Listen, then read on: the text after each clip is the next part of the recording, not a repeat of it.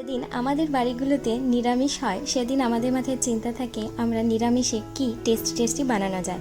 আপনারা এই দই পটলটা বাড়িতে বানিয়ে দেখতে পারেন, কেমন হলো আমায় কমেন্টে জানাতে ভুলবেন না। আর রেসিপিটা ভালো লাগলে লাইক করতে কমেন্ট করতেও ভুলবেন না। আর চ্যানেলটা সাবস্ক্রাইব করে নেবেন আর পাশে থাকা বেল আইকনটা প্রেস করতেও ভুলবেন না। চলুন তাহলে রেসিপিটা শুরু করি। প্রথমে কড়াইটা বসিয়ে পরিমাণ মতো সাদা তেল দিয়ে দেব। দিয়ে পটলগুলোকে আমি মাঝখান থেকে একটু কেটে সাইড থেকে হালকা হালকা করে কেটে রেখেছি। কেটে নুন হলুদ মাখিয়ে রেখেছি।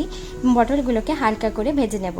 পটলগুলোকে লাল লাল করে দুদিক উল্টে পাল্টে ভেজে নেব। আমি এখানে একসাথে সব পটলগুলো দিয়েছি, আপনারা চাইলে ব্যাচেও ভাজতে পারেন। এই পটলটা ভাজা হতে হতে চলুন আমার কি লাগছে একটু দেখে নিই। প্রথমে এখানে একটা বাটিতে আমি কয়েকটা টুকরো আদা নিয়েছি, সাথে 2 টেবিল স্পুনের মতো গোটা জিরে আর কাঁচা লঙ্কা নিয়েছি। নিয়ে জল দিয়ে এটা 5 থেকে 10 মিনিটের জন্য ভিজিয়ে রেখে দেব।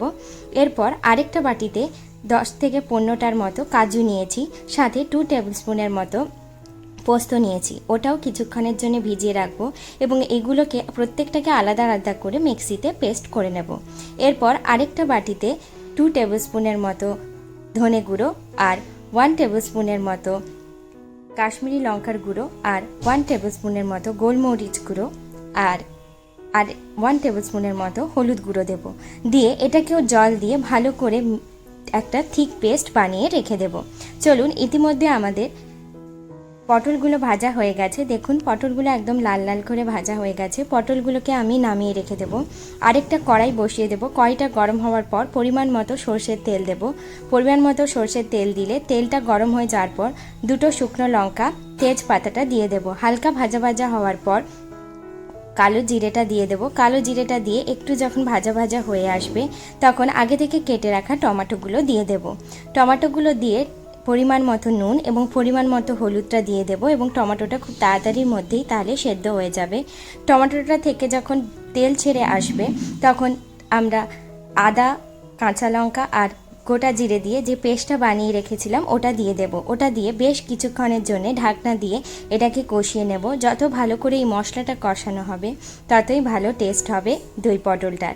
রেসিপিটা কেমন লাগলো কমেন্টে জানাতে কিন্তু ভুলবেন না, আর লাইক করতেও ভুলবেন না। দেখুন আমি ওটা দিয়ে দিলাম এবং ঢাকনা দিয়ে 2-3 মিনিটের জন্য এটাকে কষতে দেব। ঢাকনা খোলার পর দেখুন মশলাটা থেকে হালকা হালকা তেল ছেড়ে এসেছে। এরপর আমরা 2 টেবিল স্পুনের মতো চিনি দেব। এখানে চিনিটা একটু পরিমাণে বেশি দিতে হবে, তাই আমি 2 টেবিল স্পুনের মতো দিয়েছি। দিয়ে বেশ কিছুক্ষণের জন্য কষিয়ে নেব। এরপর যে মশলার পেস্টটা বানিয়ে রেখেছিলাম ওটা দিয়ে দেব। দিয়ে আরও কিছুক্ষণের জন্য মশলাটাকে কষিয়ে নেব। কষিয়ে বেশ কিছুক্ষণের জন্য কষিয়ে নেওয়ার পর যখন এটা থেকে তেল ছেড়ে আসবে তখন আগে থেকে রেডি করে রাখা পটলগুলো দিয়ে দেব। পটলগুলো দিয়ে এই মশলার সাথে পটলগুলোকে খুব ভালো করে মিক্স করে দিতে হবে।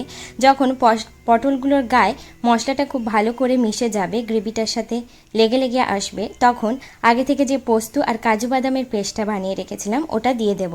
দিয়ে আরও 2টো বাটির মতো জল দেব। দিয়ে ঢাকনা দিয়ে ভালো করে মিক্স করে ঢাকনা দিয়ে 10 থেকে 15 মিনিটের জন্য মিডিয়াম ফ্লেমে এটাকে ফুটিয়ে নেব। ফুটিয়ে ঢাকনা খুলে মাঝে মধ্যে আমি ঢাকনা খুলে এটাকে একটু নেড়ে চেড়ে দিয়েছি। আপনারাও তাই করবেন, তাহলে পটলগুলো সব দিক থেকে ভালো করে গ্রেভিটা ওর ভেতর ঢুকে যাবে। এরপর 4 টেবিল স্পুনের মতো টক দই দিয়ে দেব। দিয়ে বেশ কিছুক্ষণের জন্যে ভালো করে মিক্স করে দেব। ঢাকনা দিয়ে 5 মিনিটের জন্য হাই ফ্লেমে ফুটিয়ে নামিয়ে নিলেই তৈরি হয়ে যাবে আমাদের দই পটল। রেসিপিটা কেমন লাগলো কমেন্টে জানাতে ভুলবেন না। আমি পারো, আপনারা দেখছেন পারো রান্নাঘর। ভালো থাকবেন, সুস্থ থাকবেন, নতুন নতুন রান্না করতে থাকবেন। ও হ্যাঁ, চ্যানেলটা সাবস্ক্রাইব করে নেবেন আর লাইক করতে ভুলবেন না কমেন্টটা। আর নতুন নতুন ভিডিও পাওয়ার জন্য সাবস্ক্রাইব করে নেবেন। বাই।